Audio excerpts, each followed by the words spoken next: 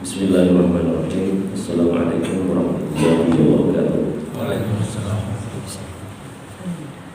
Alhamdulillah rabbil alamin, nahmaduhu wa nasta'inuhu wa nastaghfiruh wa na'udzu billahi min shururi anfusina wa min sayyiati a'malina. Man yahdihillahu fala mudilla lahu wa man yudlilhu fala hadiya lahu. Wa asyhadu an la ilaha illallah wahdahu la syarika lahu wa asyhadu anna Muhammadan 'abduhu wa rasuluh. Allahumma shalli ala sayyidina Muhammadin wa ala alihi wa sahbihi wa man tabi'ahum bi ihsan ila yaumil amma ba'd. Bapak Ibu sekalian yang sangat berbahagia, puji syukur kita panjatkan atas kehadirat Allah Subhanahu wa taala, di mana pada subuh hari ini Allah Subhanahu wa taala masih memberikan hidayah kepada kita sekalian sampai pada akhirnya kita bisa hadir di tempat yang mulia ini melaksanakan kegiatan sebagaimana pekan-pekan berikut sebelumnya.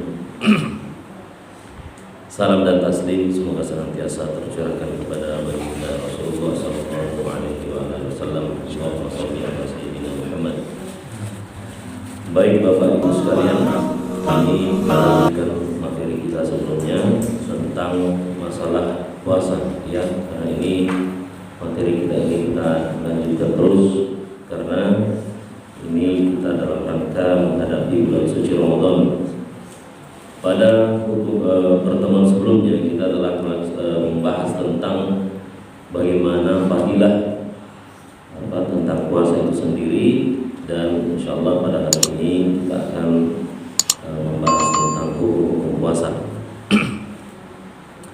Yang pertama itu adalah bagaimana menetapkan awal Ramadan. Ya, jadi kedatangan bulan Ramadan itu ditetapkan dengan 3 cara. Jadi ditetapkan dengan 3 cara. Yang pertama dengan melihat bulan sabit. Ya, ini berdasarkan firman Allah Subhanahu wa taala dalam surah Al-Baqarah 185, "Faman syahida minkumus syahr falyasum." Ya, barang siapa di antara kalian yang melihat bulan, maka hendaknya ia berpuasa. Ya, begitu juga dari Rasulullah SAW bersabda, "Sumu liru'yati." Ya, berpuasalah kalian karena melihatnya, melihat ya bulan. Ya, hadis riwayat Bukhari. Kemudian cara yang kedua yakni kesaksian seseorang yang melihat bulan. Ya, jika ada, ya sekarang ini kan ada para ahli ya yang sudah ditetapkan memang untuk melihat langsung melalui alat ya melihat bulan, maka itu juga bisa menjadi hujjah ya untuk kita memulai puasa Ramadan ya. Nah, di sini dalam hadis diriwayatkan bahwasanya orang-orang berusaha melihat bulan. Ya, maka saya mengabarkan kepada Rasulullah bahwa saya telah melihatnya. Maka beliau berpuasa dan menyuruh manusia untuk atau orang-orang untuk berpuasa. Ya, jadi itu cara yang kedua. Kemudian cara yang ketiga, yakni menyempurnakan bulan Sya'ban. Ya, jika kita terhalang melihat bulan karena adanya awan, maka bulan Sya'ban itu digenapkan menjadi 30 hari ya, bulan Sya'ban pada bulan hari ini yang kita lalui sekarang. Ya, ini berdasarkan daripada sabda Rasulullah SAW ya, jika kalian melihat bulan sabit ya Ramadan, maka puasalah, dan jika kalian melihatnya bulan Syawal ya, maka berbukalah ya. Jika langit mendung, maka genapkanlah jumlahnya 30 hari. Jadi ini jelas sekali ada hadisnya bahwasanya jika kalian melihat bulan sabit Ramadan, maka berpuasalah, dan jika kalian melihatnya bulan Syawal, ya maka berbukalah atau berlebaran ya. Jika langit mendung, maka genapkanlah jumlahnya 30 hari. Hadis riwayat Bukhari dan Muslim. Kemudian selanjutnya syarat wajibnya puasa. Ya, di sini siapa saja yang wajib berpuasa pada bulan Ramadan? Ya, yang pertama itu yaitu muslim. Ya, kita sudah mengetahui secara bersama bahwa syarat berpuasa itu memang muslim. Ya, kalau kita mengaku muslim maka harusnya kita buktikan bahwasanya kita harus berpuasa. Ya, tidak boleh kita semaunya, ya, tidak pada saat mau puasa kemudian pada pas dia tidak seret maka dia tidak berpuasa. Harusnya tidak seperti itu. Kita harus punya prinsip, ya, bahwasanya ya kita muslim dan salah satu kewajiban kita apabila tiba bulan suci Ramadan maka kita wajib untuk berpuasa. Yang itu berakal, ya.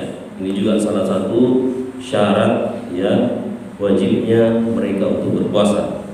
Rasulullah SAW, ya, berfirman yang artinya diangkat pena dari 3 orang, ya, diangkat pena dari 3 orang, dari orang tidur sampai dia bangun, kemudian anak-anak sampai dia balik, ya, dan orang gila sampai dia sembuh. Jadi ini 3 syarat, ya, hadis riwayat Ahmad, Abu Daud dan At-Tirmidzi.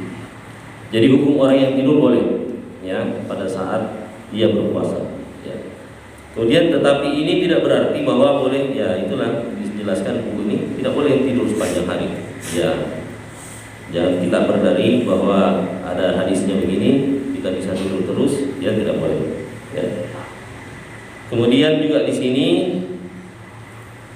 termasuk juga dalam masalah ini orang yang kerasukan jin atau kesurupan, keadaannya dikiaskan sama dengan, ya, salah satu keadaan di atas, ya, sama dengan 3 orang, yaitu balik, ya, berdasarkan hadis Rasulullah SAW yang kita sebutkan sebelumnya, ya. Ada yang bertanya siapa yang disebut balik itu, ya.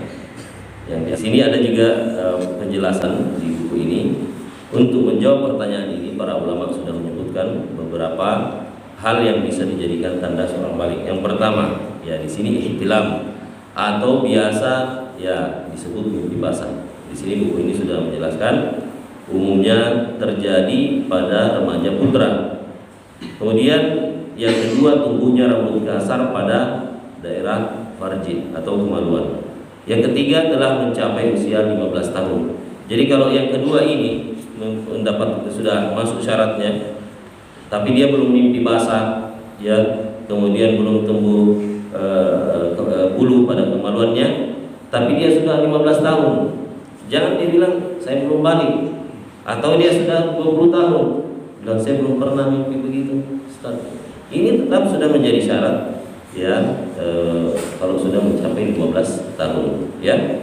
Yang keempat, khusus remaja putri, di sini juga dijelaskan kita, yaitu jika telah datang bulan atau diistilahkan dengan haid, kita jelaskan tadi. Kemudian seorang remaja yang mengalami salah satu dari keempat hal tersebut sudah dianggap balik dan wajib bagi dirinya untuk berpuasa pada bulan suci Ramadan. Kemudian yang kelima, mukim, artinya tidak sedang berpergian. Ini adalah rahmat Allah, ya, bagi hambanya, ya, umumnya itu, ya, safar, kalau kita perjalanan jauh itu cukup melelahkan, maka di situ diberikan kemudahan untuk tidak berpuasa. Namun orang yang mukim itu, ya, diwajibkan olehnya untuk, ya, untuk berpuasa, ya. Nah, kemudian yang selanjutnya yang ke-6, ya, atau yang terakhir itu bebas dari halangan seperti haid dan nifas. Ini khususnya bagi perempuan. Wanita haid dan nifas tidak diwajibkan untuk berpuasa dan puasanya tidak sah memang, ya. Ya, haid dan nifas jangankan puasa, sholat pun tidak diwajibkan. Namun untuk masalah puasa bagi wanita haid dan nifas itu dia harus mengqadanya, menggantinya pada hari-hari setelah bulan suci Ramadan, dan waktunya kita, ya, sangat panjang, masih ada 11 bulan, ya. Itu harus diganti pada hari setelah bulan suci Ramadan. Ya, namun sholatnya, ya, kalau dia haid ataupun nifas, ya, tidak perlu diganti. Ini berdasarkan aturan-aturan dalam agama Islam seperti itu, ya. Jadi insyaallah kalau kita untuk menghadapi bulan suci Ramadan, ya persiapkan, ya kemudian persiapkan diri kita, keimanan kita maksimalkan, kemudian bagaimana kita bisa memanfaatkan momen-momen dalam bulan suci Ramadan itu, ya karena boleh jadi Bapak Ibu sekalian, Ramadan ini adalah Ramadan terakhir kita, ya kita tidak bisa menganggap enteng bahwa saya masih ada tahun depan, ya atau masih ada beberapa waktu ke depan saya akan berpuasa. Tidak, Bapak Ibu sekalian, itu adalah syaitan menggoda kita.